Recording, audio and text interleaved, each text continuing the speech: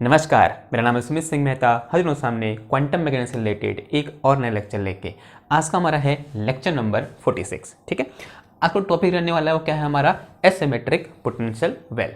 तो उससे पिछले लेक्चर में हमने क्या किया था, जो सिमेट्रिक इनफाइनाइट वेल पोटेंशियल था उसके लिए हमने श्रोडिंगर इक्वेशन लिखी थी। फिर उसके लिए हमने क्या किया था, आइगन फंक्शन निकाला था। फिर उसके बाद एनर्जी आइगन वैल्यू निकाली थी। आज हम क्या करेंगे, एक एग्जांपल लेंगे किसका, एसिमेट्रिक पोटेंशियल वेल का, और उसके लिए श्रोडिंगर इक्वेशन लिखेंगे। फिर उसके लिए हम क्या करेंगे, आइगन फंक्शन, और फिर उसके बाद आइगन एनर्जी आइगन वैल्यू क्या करेंगे, फाइंड करेंगे। तो थोड़ा बहुत रिकैप कर लेते हैं कि हमने क्या पढ़ा इससे पहले। हमने सिमेट्रिक वेल की बात करी, किसकी बात करी, सिमेट्रिक इनफाइनाइट पोटेंशियल वेल, इसकी बात करी थी हमने। और एक कैसा था, कुछ इस तरीके से डिफाइन किया था हमने। सिमेट्रिक कहने का मतलब क्या हुआ, सिमेट्रिक अबाउट ओरिजिन के अबाउट सिमेट्रिक है। ठीक है, कुछ इस तरीके से हमने क्या किया था, इसको डिफाइन किया था। और ये क्या था, infinite, and this is also infinite. यहाँ पर x इक्वल टू क्या था, माइनस ए, यहाँ x इक्वल टू क्या था, प्लस ए था। और ये क्या है, ओरिजिन है, तो x इक्वल टू 0 है। आप देख सकते हो कि जो ये वेल है मेरी, ये क्या है, इस ओरिजिन के अबाउट क्या है, सिमेट्रिक है। ठीक है, अगर इस ओरिजिन से देखूं, जैसा इधर है वैसा ही इधर भी। आप इसको ऐसे लिख सकते हो थोड़ा अच्छा दिखने के लिए। तो this is V x axis and this is x axis. ठीक है, तो आप देख सकते हो इस एक्सिस के अबाउट ये पोटेंशियल कैसा है, सिमेट्रिक पोटेंशियल है। ठीक है, हमने इसको मैथमेटिकली इस तरीके से डिफाइन किया था। हमने बोला था कि this symmetric potential V of x is equal to क्या है, 0 है। कहाँ से किसके बीच में, माइनस ए और प्लस ए के बीच में। तो यानी जब मेरे पास जो x है वो ग्रेटर है किससे, माइनस ए से, और छोटा है किससे, a से, तब इसकी वैल्यू कितनी है, 0 है। यानी इस पर्टिकुलर रीजन में इसकी वैल्यू कितनी है, vx की वैल्यू 0 है। और इसकी वैल्यू इनफाइनाइट है, कहाँ, इन दो पॉइंटों से, इधर और इधर। कहने का क्या मतलब हुआ, when x is less than, या फिर बोल सकते हैं हाँ, when x is less than minus A and greater than plus A. ठीक है, जब इस रीजन में x है तब जो पोटेंशियल है उसकी वैल्यू क्या है, इनफाइनाइट है, क्योंकि ओके तो उसकी वैल्यू क्या है यहाँ पर, इनफाइनाइट। तो इस तरीके से क्या किया था हमने, सिमेट्रिक पोटेंशियल वेल को डिफाइन किया था। उसके बाद हमने इसके लिए वेव फंक्शन लिखा था। तो साई ऑफ एक्स हमने कुछ इस तरीके से लिखा था। मेरे पास इसके लिए दो क्लास में वेव फंक्शन आए थे। एक क्या आया था, 1/√a साइन n पाई x अपॉन 2a, ये निकल के आया था। और यहाँ पर जो n था वो क्या था, इवन इंटीजर था, यानी 4 2 4 6 एंड सो ऑन, ऐसे करके था। और दूसरा क्या निकल गया, दूसरा wave function 1/a, this is sign नहीं कॉस, क्या था यहाँ पर, कॉस था, कॉस n पाई x ओवर 2a। और यहाँ पर जो n है उसकी वैल्यू क्या थी, ऑड इंटीजर थी, यानी 1 3 5 7 एंड सो ऑन, इस तरीके से थी। फिर क्या किया था हमने, एनर्जी आइगन वैल्यू निकाली थी। Energy eigen value E n equal to क्या निकला था हमारा, वो निकला था n square h cut square pi square divided by क्या आया था, 8m a स्क्वायर। इस तरीके से क्या आया था, एनर्जी आइगन वैल्यू आई थी। यहाँ पर जो n है वो क्या है, 1 2 3 4 एंड सो ऑन है। n इक्वल टू 1 पुट करोगे तो ग्राउंड स्टेट आएगा, n इक्वल टू 2 पुट करोगे तो क्या आएगा, first excited state, n equal to 3 put करोगे तो second excited state, n equal to 4 put करोगे तो third excited state. n equal to 1 के करस्पॉन्डिंग जो एनर्जी थी उसे हमने क्या बोला था, ग्राउंड स्टेट एनर्जी बोला था, या फिर इसका एक दूसरा और नाम था, वो क्या था, 0 पॉइंट एनर्जी भी बोला था। और हमने ये देखा था कि यहाँ पर जो n है वो क्या है, कोई क्वांटम नंबर है। जब यानी अगर ये n क्वांटम नंबर है और एनर्जी किस पर डिपेंड कर रही है, n पर डिपेंड कर रही है, तो इसका मतलब है एनर्जी कैसी एनर्जी है, डिस्क्रीट एनर्जी है। कैसी है, डिस्क्रीट एनर्जी है। और हमने ये भी देखा था कि जो एनर्जी आइगन वैल्यू है वो कैसी है, नॉन डिजेनरेट है। तो ये सब चीज़ हमने किसके बारे में पढ़ी थी, सिमेट्रिक पोटेंशियल वेल के बारे में पढ़ी हुई थी ना। अब हम बात करते हैं किसकी, एसिमेट्रिक पोटेंशियल वेल की बात करते हैं। तो आपके दिमाग में आ ही गया होगा कि एसिमेट्रिक पोटेंशियल वेल का क्या मतलब हुआ, यानी ऐसा पोटेंशियल जो इस ओरिजिन के अबाउट सिमेट्रिक नहीं होगा, उसे हम क्या बोलेंगे, एसिमेट्रिक पोटेंशियल वेल बोल देंगे। तो हम क्या करेंगे, उसका एक सिंपलेस्ट एग्जांपल लेके चलेंगे और उसी को क्या कर देंगे, सॉल्व कर देंगे। फिर उसी के लिए हम क्या कर देंगे, आइगन फंक्शन, फिर एनर्जी आइगन वैल्यू क्या कर देंगे, फाइंड कर देंगे। क्लियर होगी बात। तो इसे मिटा दूं मैं, चलो इसे मिटा देता हूँ, ये हो गया। नाउ अब मैं क्या ले रहा हूँ, यहाँ पर एक एसिमेट्रिक पोटेंशियल वेल ले रहा हूं, एसिमेट्रिक, तो ए लगा दो यहां पर, तो क्या हो जाएगा ये, एसिमेट्रिक इनफाइनाइट पोटेंशियल वेल। ठीक है, ओके। अब एसिमेट्रिक है, सबसे पहले ओरिजिन बनाओ। ये मैंने क्या बोल दिया, तो पहले ऐसे लिखो, let us consider asymmetric potential well, लिख के चलते हैं। ठीक है, let us consider we have a particle we have a particle, इसके दो हिस्सों में बांट लूँ, we have a particle of mass m, which is trapped inside a infinite potential well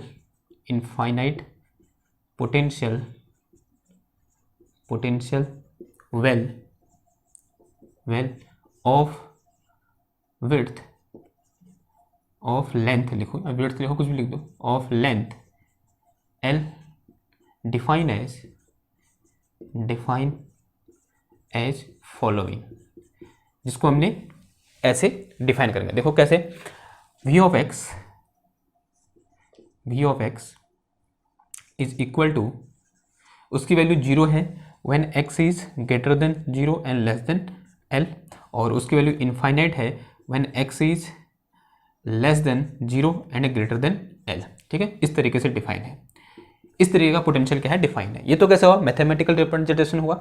इसको अगर हम ग्राफिकली रिप्रेजेंट करना चाहें तो कैसे कर देंगे, देखो इसको क्या बोल दो, this is V x axis बोल दो, और इसको क्या बोल दो, एक्स एक्सेस बोल दो। This is our x axis and this is our V x axis. देखो x इक्वल टू 0 पर, यानी जब यहाँ पर है, यहाँ पर उसकी वैल्यू क्या है, इनफाइनाइट है। ठीक है, तो एक वेल कहाँ पर होगी, इधर, एक वॉल कहाँ पर होगी, इधर पर होगी। ठीक है, इस तरीके से, तो दिस इज वॉल, ओके, इसका पोटेंशियल कितना है, यहाँ पर इनफाइनाइट है। और यहाँ से this is x equal to 0, ये ओरिजिन है, तो ये पॉइंट क्या है, x इक्वल टू 0 है। यहाँ से लेकर कहाँ तक, x इक्वल टू a तक, कहाँ तक, x इक्वल टू a तक। यहाँ पर जो पोटेंशियल की वैल्यू है वो कितनी है, 0 है, तो हमने 0 बना दी। और फिर जैसे पोटेंशियल पर पहुँचे, a पर पहुँचेंगे, इसकी वैल्यू क्या हो जाएगी, इनफाइनाइट हो जाएगी। यानी यहाँ पर क्या लगा दिया, एक इनफाइनाइट पोटेंशियल का वॉल लगा दिया। तो ये क्या हो गया, इसका ग्राफिकल रिप्रेजेंटेशन हो गया। 0 और a के बीच में उसकी वैल्यू कितनी है, 0 है, और यहाँ से इधर को इन्फिनिटी है, और यहाँ से इधर को भी क्या है, इन्फिनिटी है उसकी वैल्यू। ओके, और x इक्वल टू a पर और x इक्वल टू 0 पर, सॉरी इसको a मत बोलो, ये क्या होगा, l होगा, सॉरी गलत हो गया, कहाँ क्या है, l है। l क्या है यहाँ पर, यहाँ से यहाँ तक की लेंथ, ये चीज़ क्या है, l है। ओके, क्लियर होगी बात। तो ये क्या होगा, इस तरीके का क्या है, मेरे पास पोटेंशियल है। और आप देख सकते हो कि ये जो पोटेंशियल वेल है वो क्या है, एसिमेट्रिक है। ये क्या है, ओरिजिन है, या फिर ये क्या है, वी एक्स एक्सेस है, ये इसके अबाउट सिमेट्रिक नहीं है। अगर ये इसके राइट हैंड साइड में ऐसा दिख रहा है, लेफ्ट हैंड साइड में ऐसा नहीं दिख रहा है। और सिमेट्री के केस में क्या था, जो v ऑफ एक्स एक्सेस इधर था, जैसा राइट हैंड साइड में था वैसा ही लेफ्ट हैंड साइड में देखने को मिल रहा था। लेकिन यहाँ पर हमको ऐसा कुछ भी देखने को नहीं मिल रहा है। तो ये कैसी वेल है, एक एसिमेट्रिक पोटेंशियल वेल है। और ये क्या है, वॉल है, जो क्या है, इनफाइनाइट पोटेंशियल के वॉल है। यहाँ पोटेंशियल कितना है, इनफाइनाइट पोटेंशियल है, इनफाइनाइट पोटेंशियल है। ठीक है, कितना है पोटेंशियल, इनफाइनाइट पोटेंशियल है। और ये कैसी है, परफेक्टली रिजिड है। कैसी वॉल है ये, परफेक्टली रिजिड वॉल है। कैसी वॉल है, परफेक्टली रिजिड वॉल है। सेम कहानी इधर भी हो जाएगी, इस वॉल की भी कहानी वही है कि इसका पोटेंशियल कितना है, इनफाइनाइट पोटेंशियल है, यहाँ पर इनफाइनाइट पोटेंशियल है। और ये जो वॉल है वो कैसी है, परफेक्टली रिजिड है, परफेक्टली रिजिड वॉल है। क्लियर होगी बात इतनी ना। अब हमें क्या करना है, और हमने ऐसा अज्यूम कर रखा है कि इस रीजन में क्या है, मेरे पास एक पार्टिकल कन्फाइंड है, इसके अंदर क्या है, पार्टिकल क्या है, ट्रैप्ड है। पार्टिकल ट्रैप्ड मैंने क्यों बोला, इसलिए बोला क्योंकि पार्टिकल इस पोटेंशियल वेल से बाहर नहीं जा सकता है। और ऐसा क्यों होगा, ऐसा हमने जब सिमेट्रिक वेल पढ़ रहे थे वहां पर हमने डिस्कस किया था कि ऐसा क्यों होगा। एक बार और डिस्कस कर लेते हैं कि मैं ये बोल रहा हूं कि ये पार्टिकल इस वेल से बाहर नहीं जा सकता। क्यों नहीं जा सकता, because these infinite potential wall, ये जो इनफाइनाइट पोटेंशियल की वॉल यहाँ पर लगा दी मैंने, दीवार लगा दी, जो कैसी है, परफेक्टली रिजिड है, उनकी वजह से ये जो पार्टिकल है वो यहाँ से बाहर नहीं जा सकता। हमने एक कॉन्सेप्ट पढ़ा था, कॉन्सेप्ट क्या था, whenever V x tends to infinity, जब भी जो वी एक्स होगा या पोटेंशियल की वैल्यू होगी इन्फिनिटी के बराबर होगी, इन्फिनिटी की ओर जाएगी, तब क्या होगा, देन जो हमारा वेव फंक्शन होगा साई एक्स वो कितना हो जाएगा, वेनिश हो जाएगा, या उसकी वैल्यू क्या हो जाएगी, जीरो हो जाएगी। एक इंपॉर्टेंट कॉन्सेप्ट है या फिर एक इंपॉर्टेंट कंडीशन है किसकी, वेव फंक्शन की, कि whenever potential tends to infinity then wave function vanish. तो वेव फंक्शन क्या हो जाता है, वेनिश हो जाता है। वेव फंक्शन वेनिश होने का क्या मतलब हुआ कि वहां पर पार्टिकल है ही नहीं। तो जिस पर्टिकुलर पॉइंट पर वेव फंक्शन वेनिश हो जाएगा उस पर्टिकुलर पॉइंट पर पार्टिकल होगा ही नहीं, because the wave function is associated with particle. जो आइगन फंक्शन होता है या वेव फंक्शन होता है किसके साथ एसोसिएटेड होता है, पार्टिकल के साथ एसोसिएटेड होता है। और किसी पॉइंट पर अगर वेव फंक्शन वेनिश हो जा रहा है तब वहां पर पार्टिकल जा ही नहीं रहा है। तो ये क्या है, दो इनफाइनाइट पोटेंशियल की वॉल है। तो यहाँ पर पोटेंशियल कितना है, इनफाइनाइट है। तो इन दो पर्टिकुलर पॉइंट पर x इक्वल टू 0 पर और x इक्वल टू L पर क्या हो जाएगा, मेरा पोटेंशियल इनफाइनाइट हो जा रहा है। और पोटेंशियल के इनफाइनाइट होने से इन दो पर्टिकुलर पॉइंट पर वेव फंक्शन क्या हो जाएगा, जीरो हो जाएगा, या वेव फंक्शन वेनिश हो जाएगा। वेव फंक्शन वेनिश होने से क्या होगा, ये पार्टिकल इन वेल के पास जा ही नहीं पाएगा। अगर वेल के पास नहीं जा पाएगा तो इससे बाहर थोड़ा निकल पाएगा, नहीं निकल पाएगा।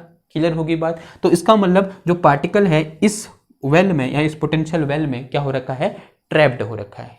क्लियर होगी बात इतनी। ओके, इसको अभी हम डिस्कस करेंगे और बेहतरीन तरीके से इसको हम बाउंड्री कंडीशन के तौर पे लेंगे। ठीक है, तो फिलहाल इसको मिटा दूं मैं।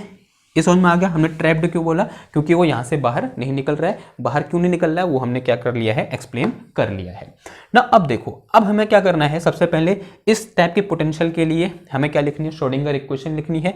उसके बाद क्या करना है, उस श्रोडिंगर इक्वेशन को सॉल्व करना है। उसे सॉल्व करने के बाद क्या आएगा, हमारे पास आइगन फंक्शन आएगा। फिर उस आइगन फंक्शन के बाद क्या करना है, एनर्जी आइगन वैल्यू क्या करनी है, फाइंड करनी है। तो करें फटाफट एक एक करके। चलो हिंट डालो, हिंट मत डालो, लिखो। नाउ we want to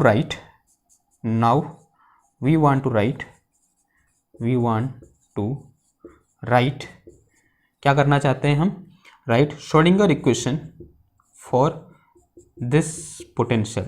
जो ये पोटेंशियल है या फिर दिस पोटेंशियल वेल, इस पोटेंशियल वेल के लिए क्या करना चाहते हैं, श्रोडिंगर इक्वेशन लिखना चाहते हैं। सिंस श्रोडिंगर इक्वेशन इज, जो श्रोडिंगर इक्वेशन होती है वो क्या होती है, माइनस का h का स्क्वायर डिवाइडेड बाई 2m। अब टाइम डिपेंडेंट लिखूं, टाइम इंडिपेंडेंट लिखूं। पोटेंशियल को देखो, क्या हमारा पोटेंशियल में टाइम का फंक्शन है, नहीं है। तो हमें कौन सी इक्वेशन लिखनी पड़ेगी, यहाँ पर टाइम इंडिपेंडेंट वाली इक्वेशन लिखनी पड़ेगी। तो क्या होती है टाइम इंडिपेंडेंट श्रोडिंगर इक्वेशन, वो होती है h का square divided by 2m d square divided by d x square into psi of x plus क्या आ जाएगा, v of x into psi of x, and this is equal to क्या हो जाएगा, e into psi of x हो जाएगा। Clear होगी बात ना। अब हमें क्या करना है, यहां से अब देखो पोटेंशियल को देखो, पोटेंशियल की वैल्यू पुट करनी है। पोटेंशियल जीरो है किसके बीच में, इसके और इसके बीच में, और इससे बाहर पोटेंशियल क्या है, इनफाइनाइट है। लेकिन इससे बाहर पार्टिकल जा ही नहीं रहा है, तो इससे बाहर की बात हम करेंगे ही नहीं। हम सिर्फ किसकी बात करेंगे, इस रीजन की बात करेंगे। यहाँ की बात क्यों नहीं करी, ये जो बाहर की जो चीजें हैं, यानी x इक्वल टू एल से इधर को और x इक्वल टू 0 से इधर की बात क्यों नहीं कर रहे हैं हम, क्योंकि वहां पार्टिकल जा ही नहीं रहा है। पार्टिकल सिर्फ इस रीजन में है, तो हम सिर्फ किसकी बात करेंगे, इस रीजन की बात करेंगे। तो इस रीजन में हमारा पोटेंशियल कितना है, तो 0 है। फॉर किसके लिए, for x greater than 0 and less than l के लिए जो मेरे पास v ऑफ x है वो कितना है, 0 है। तो इस इक्वेशन में v ऑफ x की जो क्या पुट कर दो, 0 पुट कर दो। Now Schrodinger equation for this particular system क्या हो जाएगी, देखो h का स्क्वायर डिवाइडेड बाई 2m क्या आ जाएगा यहाँ पर, D square divided by d x square into psi of x. ये पूरा टर्म 0 हो जाएगा। अगर v ऑफ x की जगह 0 पुट करोगे तो पूरा टर्म 0 हो जाएगा, and this is equal to e into क्या आ जाएगा, साई ऑफ x आ जाएगा। क्लियर होगी बात ना। अब इसको थोड़ा सा आगे सॉल्व करें। एक काम करो, यहाँ से 2m इधर मल्टीप्लाई कर दो और h का स्क्वायर नीचे डिवाइड में आ जाएगा, यानी इस कांस्टेंट को उठा के इधर ले जाओ। तो क्या हो जाएगा, देखो यहाँ से ये हो जाएगा d square divided by d x square into psi of x, and this is equal to क्या आ गया, ये 2me डिवाइडेड बाई h का स्क्वायर, और नेगेटिव साइन भी आएगा, कौन सा वाला, ये वाला, एंड इंटू क्या हो जाएगा यहाँ पर साई ऑफ x हो जाएगा। क्लियर हुई बात ना। अब यहाँ पर कुछ अजम्पशन कर लेते हैं। तो लेट अस कंसीडर, लेट कर लो यहाँ पर कि जो मेरे पास 2me डिवाइडेड बाई h का स्क्वायर है ये किसके बराबर है, k स्क्वायर के बराबर है, ऐसा हमने अज्यूम कर लिया। And this is equal to ये जो k है, and this k equal to क्या आ जाएगा, under root of twice of m E divided by divided by क्या है एच का स्क्वायर। और ये जो डेटा है बहुत क्या है इंपॉर्टेंट डेटा है, इसे आपको क्या रखना है, याद रखना है। थोड़ी देर में क्या करेंगे हम, मैं बोलूंगा कि k इक्वल टू क्या लिया था हमने, तो आपको बोलना है k इक्वल टू ये है या फिर k स्क्वायर इक्वल टू ये है ना। अब क्या करो, यहाँ से k स्क्वायर जो एज्यूम कर रहा है उसको यहाँ पर पुट करो, तो क्या आ जाएगा d square divided by d x square into क्या आ जाएगा साई एक्स और इक्वल टू माइनस का k स्क्वायर आएगा इसकी जगह इंटू कितना आ गया ये साई ऑफ एक्स आएगा। इसे इधर ले आओ, यानी इसको इधर प्लस हो जाएगा, ये क्या आ जाएगा d square divided by d x square into psi of x and plus का क्या आ जाएगा ये k square into psi of x and this is equal to 0। अगर आप इसको ध्यान से देखोगे तो ये क्या है, एक सेकंड ऑर्डर डिफरेंशियल इक्वेशन है और आपने बीएससी सेकंड ईयर में या फर्स्ट ईयर में second order differential equation solve कर रखी है, तो इसको भी हम उसी तरीके से क्या कर देंगे, सॉल्व कर देंगे। तो इसे कुछ इक्वेशन 1 बोल दूं मैं। सबसे पहले क्या करेंगे हम इस डिफरेंशियल इक्वेशन के लिए, now solving this differential equation, now solving this differential equation, इस डिफरेंशियल इक्वेशन को क्या करेंगे हम सॉल्व करेंगे, ठीक है, सॉल्विंग दिस डिफरेंशियल इक्वेशन। सबसे पहले क्या लिखेंगे हम इसके लिए, एक्सिलरी इक्वेशन लिखेंगे। वो कैसे लिखते हैं हम, वो लिखेंगे D square divide by d x square का जो क्या आ जाएगा एम स्क्वायर आ जाएगा, फिर प्लस क्या आ जाएगा k square and this is equal to 0 आ जाएगा। तो यहाँ से मेरे पास एम स्क्वायर इक्वल टू क्या आ गया, माइनस का के स्क्वायर आ गया। अगर यहाँ से m निकालूंगा then this m is equal to plus minus iota k आ जाएगा। तो आप यहाँ से देख पा रहे हो इसके जो रूट हैं, कैसे रूट हैं, एक्सिलरी इक्वेशन के जो रूट आ रखे हैं वो कैसे आ रखे हैं, इमेजनरी रूट आ रखे हैं।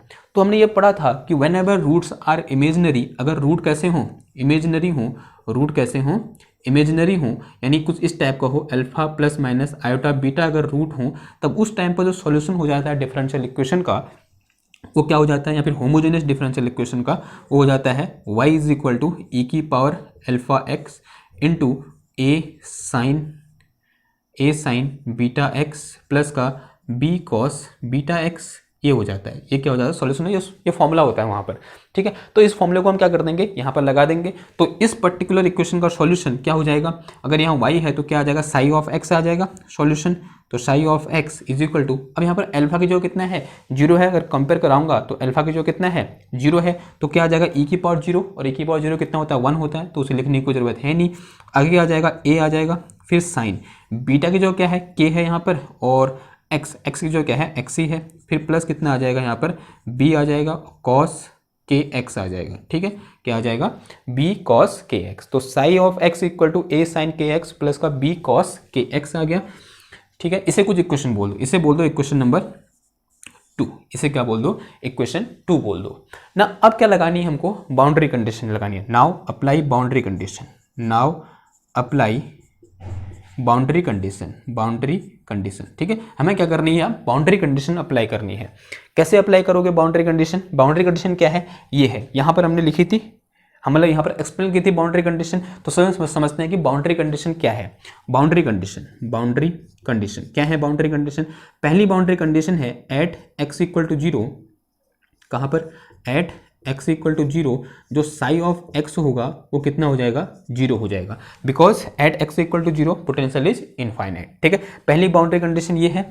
और दूसरी बाउंड्री कंडीशन क्या है, दूसरी बाउंड्री कंडीशन है at x equal to l, x equal to l पर जो मेरा अगेन साई ऑफ एक्स है वो कितना हो जाएगा, 0 हो जाएगा। अगेन रीजन इज सेम कि psi of x equal to l पर पोटेंशियल क्या है, इनफाइनाइट है, और जब जब पोटेंशियल इनफाइनाइट होता है वही फंक्शन क्या हो जाता है, वेनिश हो जाता है। तो ये क्या है, दो बाउंड्री कंडीशन है, एक एक करके लगाएंगे और यहाँ पर इन कॉन्स्टेंट की वैल्यू फाइंड करने की कोशिश करेंगे, ठीक है। आई होप इधर का नोट कर लिया होगा आपने, इसे मिटा दूं मैं। तो now applying boundary condition, first boundary condition लगाओ।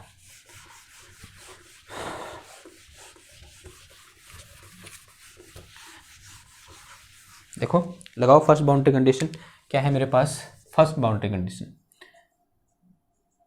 फर्स्ट बाउंड्री कंडीशन क्या है, first boundary condition at x equal to 0, जो साई ऑफ एक्स है वो कितना है, 0 है। इसमें लगानी है बाउंड्री कंडीशन, यानी इस वेव फंक्शन में लगानी है। तो यहाँ से मेरे पास साई ऑफ 0 इक्वल टू क्या आ जाएगा, 0 हो जाएगा, and this is equal to किसके बराबर, ये है मेरे पास क्या, ए साइन के 0 एंड प्लस बी कॉस के 0, ऐसा हो जाएगा। अब साइन जीरो तो साइन जीरो होता है, ये जीरो हो जाएगा और यहाँ से क्या आ जाएगा मेरे पास b into cos one, cos zero की वैल्यू कितनी होती है 1 होती है and this is equal to zero हो जाएगा। तो यहाँ से b इक्वल टू कितना आ गया 0 आ गया। तो पहली बाउंड्री कंडीशन लगाने से जो ये कांस्टेंट b है इसकी वैल्यू कितनी आ गई है 0 आ गई है। तो एक काम करो इस b को उठाकर कहाँ पुट कर दो, इधर पुट कर दो। नाउ इक्वेशन 2 बिकम जो इक्वेशन 2 है वो क्या बन जाएगी, अब वो बन जाएगी मेरे पास क्या psi of x and this is equal to क्या आ जाएगा ये a sine k of x and plus का क्या आ गया 0 आ जाएगा, प्लस 0 आ जाएगा। b की जगह 0 पुट कर दो पूरा टर्म 0 हो जाएगा, तो उसे लिखने की जरूरत है नहीं। अब ये जो इक्वेशन 2 थी वो इस तरीके से क्या हो गई है मॉडिफाई हो गई है and this is equation 2a। इसे क्या बोल दिया हमने इक्वेशन 2a बोल दिया। नाउ अब कौन सी बाउंड्री कंडीशन लगा दो, सेकेंड बाउंड्री कंडीशन लगा दो। Now applying second boundary condition for second boundary condition क्या है मेरे पास कि at x equal to l जो साई ऑफ x है वो कितना है 0 है, ये सेकेंड बाउंड्री कंडीशन है। तो इसमें रख दोगे देखो तो एक्स एल कितना है मेरे पास 0 है and this is equal to क्या आ जाएगा a साइन के x आ जाएगा। ठीक है ना। अब यहाँ से देखो क्या हो गया मेरे पास, दिस गिव्स अस कि sign k x is equal to 0। जो साइन के एक्स है उसकी वैल्यू कितनी है 0 है। ये बाउंड्री कंडीशन लगाने के बाद कुछ इस टाइप की कंडीशन हमारे पास आई हुई है ना। अब आपको बताना है ये कंडीशन में क्या बता रही है कि या तो a 0 होगा या फिर साइन के एक्स 0 होगा। इस कंडीशन को क्या पता चल रहा है, या तो a इक्वल टू 0 हो सकता है या फिर sign k x equal to 0 हो सकता है।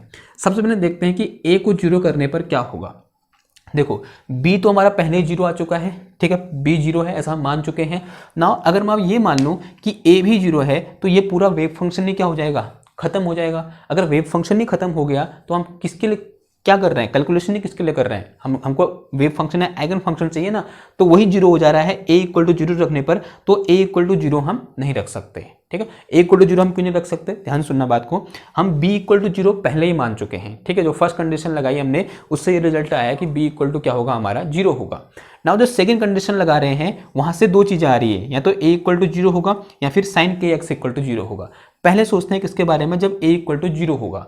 अगर a इक्वल टू 0 हुआ तो यानी इसका मतलब अब ये है ना, ये नई क्वेश्चन है मेरे पास, a इक्वल टू 0 करने पर क्या हो जा रहा है psi of x equal to क्या हो जा रहा है 0 हो जा रहा है। अगर psi of x equal to क्या हो गया 0 हो गया तो इसका मतलब पार्टिकल है ही नहीं, यानी वेव फंक्शन 0 होने का मतलब क्या हुआ पार्टिकल है ही नहीं। तो हम स्टडी किसके लिए कर रहे हैं, तो इसका मतलब जो a इक्वल टू 0 है वो क्या है एक अच्छा अजम्पशन नहीं है। तो हम a इक्वल टू 0 अज्यूम नहीं कर सकते ना। अब हम क्या अज्यूम करें, अब हम अज्यूम करेंगे क्या साइन के एक्स। एक मिनट थोड़ा सा गलती हो गई है, गलती ये हुई है कि ये कहाँ पर बात कर रहे हैं हम x इक्वल टू एल पर बात कर रहे हैं, तो यहाँ क्या आ जाएगा ये l आ जाएगा।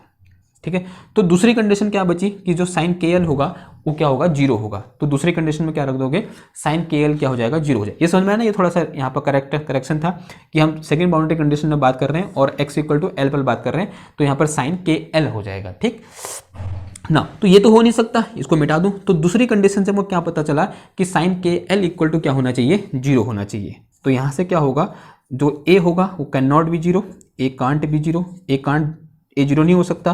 तो 0 क्या हो सकता है साइन के एल इक्वल टू क्या हो सकता है 0 हो सकता है ना। इसको जनरल फॉर्म में लिख सकता हूँ मैं, इसे क्या लिखता हूँ देखो साइन के एल इक्वल टू क्या लिखता हूँ साइन n पाई लिख सकता हूँ, वेयर n इक्वल टू क्या है मेरे पास 1 2 3 एंड सो ऑन है। ठीक है जहाँ पर n इक्वल टू क्या है 1 2 3 and so on. Okay n की वैल्यू हम ये रख सकते हैं n नॉट इक्वल टू 0। एक इंपॉर्टेंट चीज ये है कि n की वैल्यू क्या नहीं हो सकती है 0 नहीं हो सकती है, n कांट भी 0। अगर n 0 लेंगे ना तो अगेन हमारा जो वेव फंक्शन होगा क्या हो जाएगा 0 हो जाएगा। अभी हम वो डिस्कस करेंगे थोड़ी देर में, जब हम पूरा वेव फंक्शन लिखेंगे या पूरा आइगन फंक्शन लिखेंगे वहां पर n इक्वल टू 0 क्यों नहीं हो सकता वो डिस्कस करेंगे, वो पिछले लेक्चर में हमने डिस्कस किया हुआ है ना। तो यहाँ से क्या आ गया देखो साइन के एल इक्वल टू क्या आ गया साइन n पाई आ गया। दोनों के और के जो हमारे पास क्या है रिजल्ट इनको कंपेयर करा दो तो साइन के एल इक्वल टू क्या आ जाएगा, यहाँ एंगल कंपेयर कराया तो के एल इक्वल टू कितना आ गया एन पाई आ गया। तो यहाँ से के इक्वल टू कितना आ गया मेरे पास एन पाई ओवर एल आ गया। तो के इक्वल टू क्या आया एन पाई अपॉन एल आ गया। तो अब इस इक्वेशन में क्या पुट कर दो के की जगह n pi upon l put कर दो। तो रखो फिर यहाँ से मेरे पास नाउ इक्वेशन 2 क्या हो जाएगा मेरे पास, जो साई ऑफ एक्स है वो क्या आ जाएगा, वो आ जाएगा मेरे पास क्या, ए sine n pi x upon क्या आ जाएगा, एल आ जाएगा। ठीक है, क्या आ जाएगा, n pi x upon l आ गया। And say it is some equation number 3। इसे क्या बोल देते हैं, इक्वेशन नंबर 3 बोल देते हैं। एक मिनट यार, ओह जल्दी जल्दी करते हैं, मेरा चार्ज खत्म हो गया मोबाइल का, 20% बचा है, खत्म हो जाएगा अभी, फटाफट करते हैं। ठीक है, तो ये क्या हो गया, देखो psi x equal to a sine n pi x upon कितना हो गया, एल हो गया। वेव फंक्शन ये निकल गया हमारा। अब मुझे क्या चाहिए, ये ए निकालना है। ए क्या होता है यहाँ पर, नॉर्मलाइजेशन कांस्टेंट होता है। तो नॉर्मलाइजेशन कांस्टेंट कैसे फाइंड करते हैं, हमने पढ़ा हुआ है कैसे फाइंड करते हैं, बताओ। नॉर्मलाइजेशन कंडीशन फाइंड करने के लिए क्या लगाएंगे, नॉर्मलाइजेशन कंडीशन लगाएंगे। तो लगाओ नॉर्मलाइजेशन कंडीशन। नॉर्मलाइजेशन कंडीशन क्या हो जाएगी, नॉर्मलाइजेशन कंडीशन होती है क्या मेरे पास, integration psi star psi D x and this is equal to 1 dimension की बात को डी एक्स लिख दिया मैंने। तो और लिमिट कहाँ से कहाँ हो जाएगी, minus infinity two plus infinity. अब रखो फिर यहाँ पर क्या हो जाएगा, देखो इंटीग्रेशन। अब यहाँ लिमिट कहाँ से कहाँ आ जाएगी, कहाँ से कहाँ आएगी, जो हमारा पोटेंशियल डिफाइन है वो कहाँ से कहाँ तक है, x इक्वल टू 0 से x इक्वल टू एल।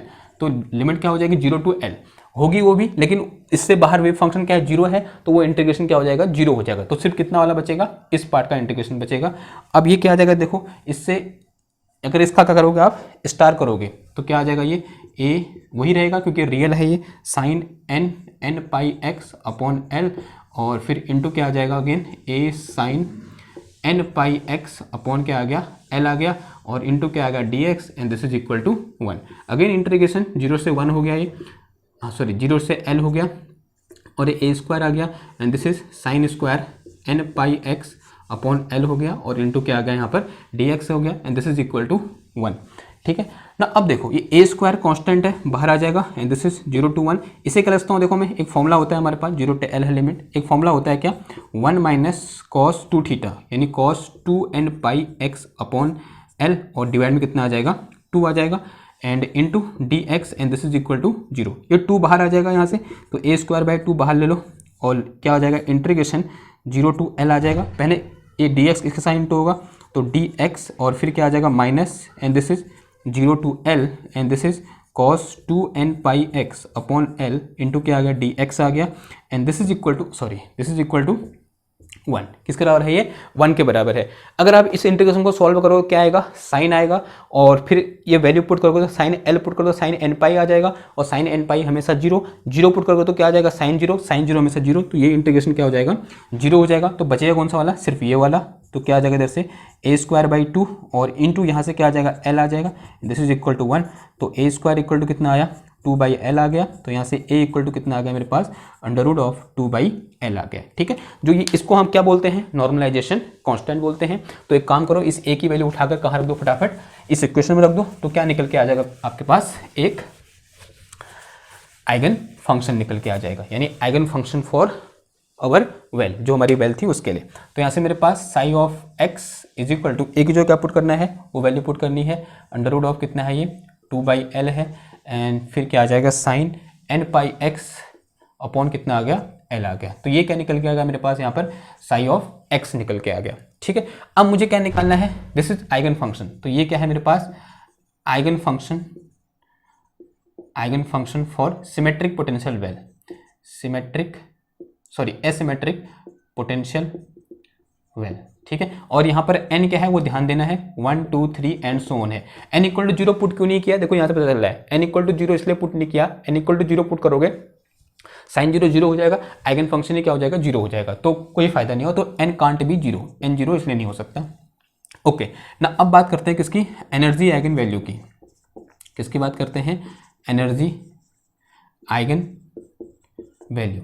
ठीक है, जो एनर्जी आइगन वैल्यू होती है वो कैसे फाइंड करेंगे, देखो एक रिलेशन पढ़ा है हमने, ये वाला, ये बहुत इंपॉर्टेंट रिलेशन है, इसको स्टार कर दो वहाँ पर। ठीक है, तो यहाँ से k इक्वल टू कितना आ जाएगा मेरे पास, क्या है मेरे पास, एन पाई बाई एल है। और हमने एक चीज़ पढ़ी थी, since we know k equal to क्या पढ़ा है, under root of 2me divided by h cut square, ऐसा कुछ पढ़ा है। ठीक है, जो मैंने याद करने को बोला था आपसे, मैं जल्दी जल्दी बोल रहा हूँ क्योंकि मेरा चार्ज खत्म होने वाला है, मैं नहीं चाहता कि मेरे को दोबारा चार्ज करके ये पूरा सेटअप दोबारा करना पड़े तो फटाफट करते हैं, ठीक है। तो एक के को उठा के कहाँ रख दो, इधर रख दो, तो क्या आ जाएगा ये under root of 2me divided by कितना आ जाएगा, ये h का स्क्वायर आ जाएगा, and this is equal to n pi over कितना आ गया, l आ गया, दोनों का स्क्वायर कर दो तो कितना आ गया, ये 2me डिवाइडेड बाई कितना आ गया, h का square, this is n square pi square divided by क्या आ गया, l स्क्वायर आ गया डिवाइडेड बाई l स्क्वायर। इसको उधर भेज दो तो यहाँ से e इक्वल टू कितना आ गया, n square pi square h का स्क्वायर डिवाइडेड बाई कितना आया, 2ml स्क्वायर आ गया। दिस इज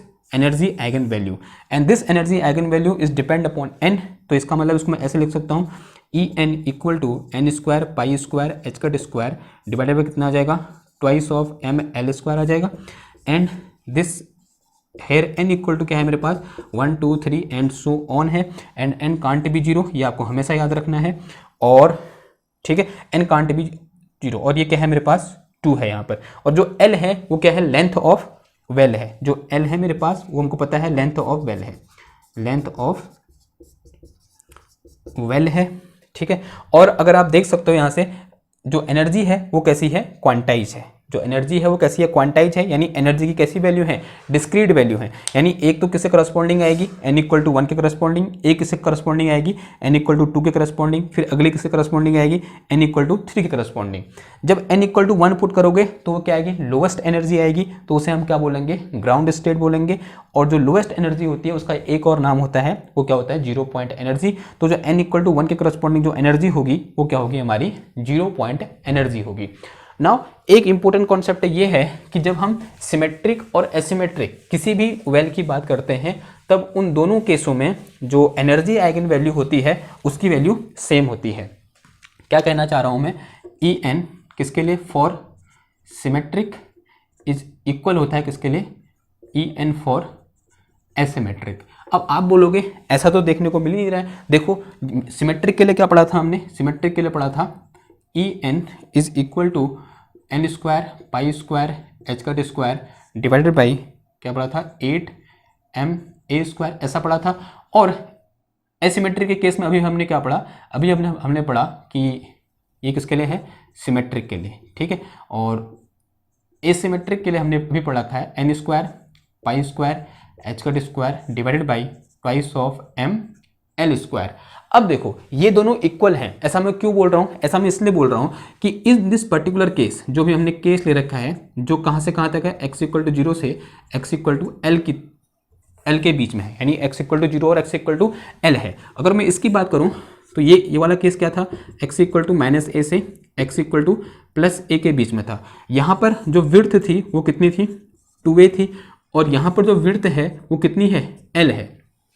अगर मैं यहाँ पर भी जो l है उसको 2a के बराबर ले लूँ, if l equal to 2a, अगर इन दोनों के विड्थ सेम हो, अगर इन दोनों के विड्थ सेम हो तो यहाँ पर 2a पुट करो, देखो यहाँ पर 2a पुट करो l की जगह 2a पुट करोगे तो ई एन इक्वल टू कितना आ जाएगा, n square pi square H का square divided by 2a put किया, यानी 2a पुट करना 2 का स्क्वायर 4 हो गया और a स्क्वायर आएगा, और 4 दूना कितना हो गया, 8 हो गया, तो 8ma स्क्वायर आ गया, सेम इक्वल आ गया। तो वो किस पर डिपेंड करता है कि उसकी लेंथ कितनी है, उस बात पर डिपेंड करता है, ठीक है। अगर मैं इसकी लेंथ को भी a ले लेता, अगर मैं यहाँ पर a/2 से -a/2 से +a/2 लेता रेंज, तब वो वैल्यू कितनी आती, खाली यहाँ पर 2ml स्क्वायर आ जाता। क्लियर होगी बात इतनी, ओके। तो किस पर डिपेंड कर रहा है एनर्जी आइगन वैल्यू, यहाँ पर इसके साइज पर डिपेंड कर रहा है, ठीक है। अगर दोनों की विड्थ सेम है तो दोनों के लिए एनर्जी आइगन वैल्यू क्या आएगी, सेम आएगी for a particular value of n। दोनों और n की वैल्यू भी क्या होनी चाहिए, सेम होनी चाहिए। अगर हम ग्राउंड स्टेट की बात कर रहे हैं इस पर्टिकुलर में तो यहाँ पर वो ग्राउंड स्टेट एनर्जी होगी उसके बराबर होगी, ठीक है, because it depend upon l। अगर l की वैल्यू यहाँ पर 2a है तो दोनों क्या आ रहे हैं, बराबर आ रहे हैं। क्लियर हुई बात। और ये क्या हो गया, जो हमारा केस था अभी एसिमेट्रिक वाला, उसके लिए आइगन फंक्शन हो गया, और ये क्या हो गया, एनर्जी आइगन वैल्यू हो गई, ठीक है। और इसके बारे में एनर्जी आइगन वैल्यू के बारे में क्या पता चला कि energy eigen value is quantize because it depend upon quantum number 1 2 3 4 and so on, and this n can't B 0। Why n can't B 0, because if n is 0 then this wave function becomes 0 which is not possible। and third thing is कि this energy eigen value is non degenerate. कैसी है ये, non degenerate है, ठीक है, यानी सिर्फ एक आइगन फंक्शन के करस्पॉन्डिंग सिर्फ एक ही एनर्जी आइगन वैल्यू है, उसे हम क्या बोल देते हैं, नॉन डिजेनरेट बोल देते हैं। वो हमने डिजेनरेसी वाला अलग से लेक्चर कर रखा है, वहां से समझ में आ जाएगा कि हम नॉन डिजेनरेट से क्या मतलब हुआ। Clear, okay. अब जो नेक्स्ट लेक्चर होगा उसमें हम क्या करेंगे, बहुत ही अच्छे अच्छे न्यूमेरिकल करेंगे, तो आप उनको ज़रूर देखिए। अगर आप ये पूरा देख लिया है और पूरा देखने के बाद अगर आपको न्यूमेरिकल समझ में आ रहे हैं तो इसका मतलब आपको अभी तक का पढ़ा हुआ समझ में आ चुका है। अगर आप वो न्यूमेरिकल नहीं कर पा रहे हैं तो आपको थोड़ा और मेहनत करने की ज़रूरत है, दोबारा वीडियो देखने की ज़रूरत है। ठीक है, तो आजकल बस इतना ही, मिलते हैं आपसे नेक्स्ट टाइम, तो थैंक यू।